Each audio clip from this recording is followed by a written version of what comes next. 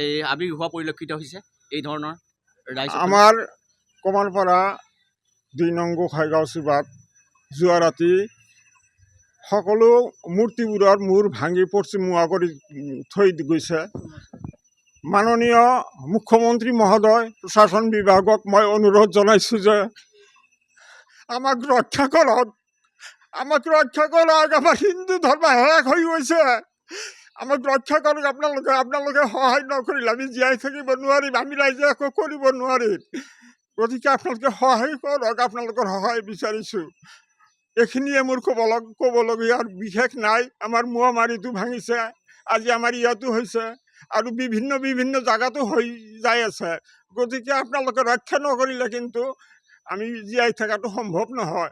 আমাৰ মূৰ্তি ভাঙিছে মানে কি, আমাকো মাৰিছে, আমাক মাৰিবলৈ আৰু বাকী নাই, আমাক মাৰাৰ একোৱে বাকী নাই। আমি শেষ হৈ গৈছোঁ। যিজনে আৰাধ্য দেৱতাক আমি পূজা কৰোঁ, সেই দেৱতাজনৰ মূৰ ভাঙি পশ্চিমমুৱাকৈ থৈ গৈছে। আৰু যিবোৰ পূজাৰ সামগ্ৰী আছিল, বাচন বৰ্তন আছিল, সেইবিলাক লণ্ড ভণ্ড কৰি থৈ গৈছে, কিছু লৈ গৈছে দামী দামী বস্তুবিলাক। গতিকে চৰকাৰৰ ওচৰত, মাননীয় মুখ্যমন্ত্ৰীৰ ওচৰত মোৰ এইখিনিয়ে ক'বলগীয়া, আপোনালোকে আমাক সহায় কৰক। আমাৰ অসমৰ মুখ্যমন্ত্ৰী ডাঙৰীয়াক আমি এই অঞ্চলৰ ৰাইজে অনুৰোধ কৰিছোঁ যে এনেকুৱা যেনে হয়, যেনে মন্দিৰ আমি যিটোত আমি প্ৰতি সময়তে ৰাতিপুৱা গধূলি সেৱা লওঁ, তাক যদি অনিষ্ট কৰে, এই দুষ্কৃতিকাৰীক ধৰাৰ এই প্ৰশাসনে নোৱাৰে নেকি? এতিয়া এই মুখ্যমন্ত্ৰী মহোদয়ক আমি অনুৰোধ কৰিছোঁ যাতে যিকোনো প্ৰকাৰে এই দুষ্কৃতিকাৰীক ধৰাৰ কাৰণে আমি এই অঞ্চলৰ ৰাইজে অনুৰোধ কৰিছোঁ।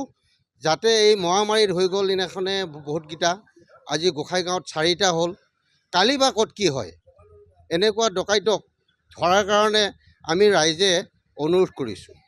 এই ধৰণে শংকিত যোৱাবাৰৰ ঘটনাত তেওঁলোক অলৰেডি জেল হাজতত আছে। গতিকে তেওঁলোকক আমি মানে জড়িত থকাটো সম্ভাৱনা নাই। নিশ্চয় আমি তদন্ত কৰি আছোঁ।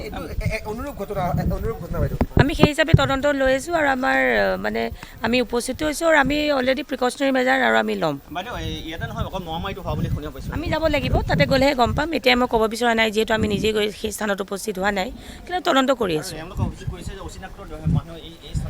সেইটোৱে আমি কৈ আছোঁ, তদন্ত কৰি আছোঁ। অচিনাক্ত মানুহ কোন আহিছে, কি আহিছে, সকলোৰে আমি যিখিনি তেওঁলোকৰ মানে অবজাৰভেশ্যন, আমি সকলোখিনি আমি তদন্তৰ আওতালৈ আনিম। আমাক কাইণ্ডলি তদন্তটো কৰিব দিয়ক। আমি তদন্ত কৰি আমি ধৰিবলৈ দুষ্কৃতিকাৰীক আমি ট্ৰাই কৰি আছোঁ। নহ'লে কিন্তু আমি এইটো এৰি নেদেওঁ, আমি থানা ঘেৰাই দিম।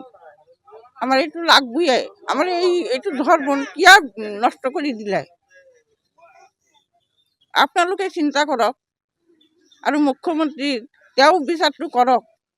আমাৰ এই ধৰ্মটো কিয় নষ্ট কৰি দিলে? আমি সদায় দিনে সন্ধ্যাত ইয়াতে চাকি বাতি লগাওঁ, দুপৰীয়াত পূজা দেওঁ, সকলো ৰাইজে আহি সকলোৱে ৰাতিপুৱাই আহি সেৱা কৰে। এই মন্দিৰটো এনেকুৱা কিয় দুৰ্ঘটনা কৰিলে? মুখ্যমন্ত্ৰী যাতে এইটো বিচাৰটো লয়, অনুৰোধ কৰি কৈছোঁ। তৎকালীনভাৱে দোষীক কৰায়ত্ব কৰাটো বিচাৰে? আমি বিচাৰোঁ এইটোৱে মুখ্যমন্ত্ৰীক কৈছোঁ, এইটো বিচাৰটো আমাৰ লাগবয়ে, নহ'লে কিন্তু আমি থানা ঘেৰাই দিম।